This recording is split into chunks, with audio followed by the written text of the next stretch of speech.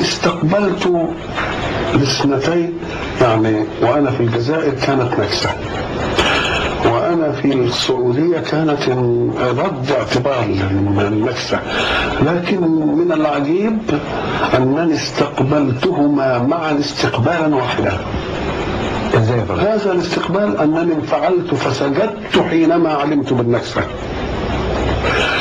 وحينما علمت بانتصارنا سجدت أيضا، ولكن هناك فارق بين دوافع السجدتين. أما دوافع السجدة الأولى فقد نقدت ممن حضرها وأولهم ولدي، كيف تسجد لله وهذا علامة الشكر من نكسة أصابتنا هذه. قلت يا بني لن يتسع ظنك إلى ما بيني وبين ربي، لأنني فرحت أننا لم ننتصر ونحن في أحضان الشيوعية، لأننا لو نصرنا ونحن في أحضان الشيوعية لأصبنا بفتنة في ديننا، فربنا نزهنا. والثانية سجدت لأننا انتصرنا ونحن بعيد عن الشيوعية. وشيء آخر هو أنها استهلت بالله أكبر، إشعار الله أكبر، وكنت أعلم من يخطط لهذه الشعارات اللي هو عبد القوي. فلما بلغني أن الانتصار في شعار الله أكبر سجدت لله شكرا أن جاء الانتصار ورد الاعتبار في طي هذه. وكنا في شهر رمضان كما تقول. كنا في شهر رمضان، فذكرتني بأشياء كثيرة أوي. الله أكبر ونصرنا يوم بدر ويومئذ يفرح المؤمنون بنصر الله. ولكن الذي سألني ثالث يوم لأنني قرأت في الأهرام الناس اللي ما يرضيهمش إننا دخلنا بشعار الله أكبر، قالوا إن النصر ده حضاري، وسيبوكم من الخرافات اللي بتقولوها دي وبتاع. فلي صديق اسمه سيد إسحاق عزوز قال أنا أخشى من آثار هذه الكلمات، من النصر حضاري ونرد فضل الله علينا الله أكبر، فجاءت فتح ضد الثوار. ووالله لو أنهم ثبتوا عليها ولم يردوا فضل الله في شعار الله أكبر لما انتهينا إلا إلى تل أبيب. نعم.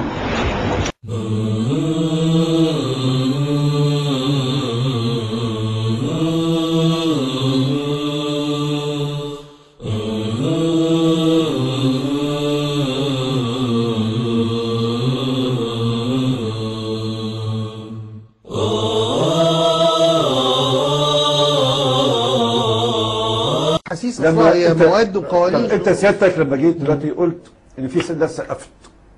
سقفت ليه؟ سقفت نعم لان نعم لله، نعم للشريعه، نعم للدوله الدينيه. وسياده المستشار يعني ارجو تفسير منه لما قالوا بيختم يعني بدعاء ديني. يعني يا سيدي احنا يعني نقدرك على مشاعرك الدينيه، لكن خلط ما بين دور القضائي ودور الديني، ودي في انا اظن يعني دي عاوزه مناقشه. بدانا بآية قرآنية يعني وانهينا بدعاء. عمل خلل. وانت لما تبص للاقباط يسمعوا هذا الكلام حتى وتقولوا اقبل النتيجه، لا مش هيقبلها. طريقه العرض بهذا الشكل تقول له اقبل النتيجه، ما يقبلهاش. انت بتخوفه وتقول له اقبلها. انت بتتكلم في ناس بتسقف ليه؟ دي كان وجهه نظر لا ونعم، وفي الاخر بنقول احنا الاثنين رايحين لدستور جديد. لما بتدي هذا الشعور انت بتدي رساله سلبيه جدا للمجتمع. انا عاوز حاجه واحده بس وكل مقبول، عاوز نعترف بالنتيجه، نعترف بسيدي بالنتيجه، احنا موافقين كلنا ونعترف.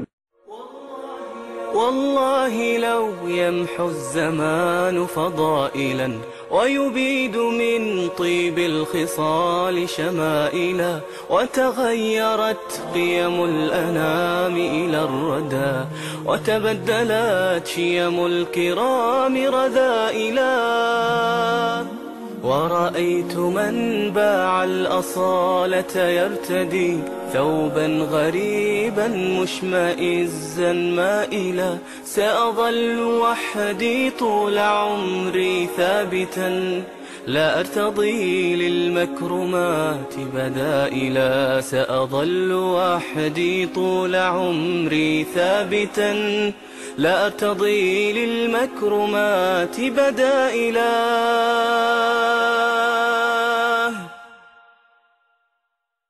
لكن الذي سألني ثالث يوم،